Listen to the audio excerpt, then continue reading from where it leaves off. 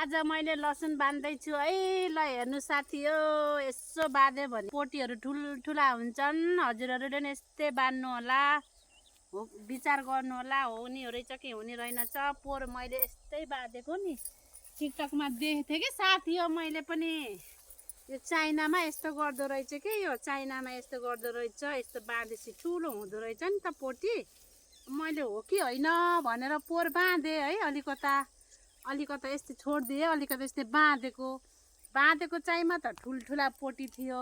यो नबाँधेकोमा त सानो थियो के साथी। त्यही भएर अहिले मैले पनि फेरि अहिले सबै यो बाँध्न लाग्छु। यो सबै बाँध्छु, यति बाँधिसकेँ, सबै बाँध्ने हो। ठुल्ठुला पोटी हुन्छ। ल त हजुरहरूले नि लसुनको यस्तै गाँठो पारेर राखिदिनु होला। छिप्पेसी है त, नछिप्पिँदै होइन, लसुन छिप्पेसी यस्तो बाँधेर राखिदिनु, राम्रो हुन्छ पोटीहरू। ल है साथीहरू, यसै गर्नु होला।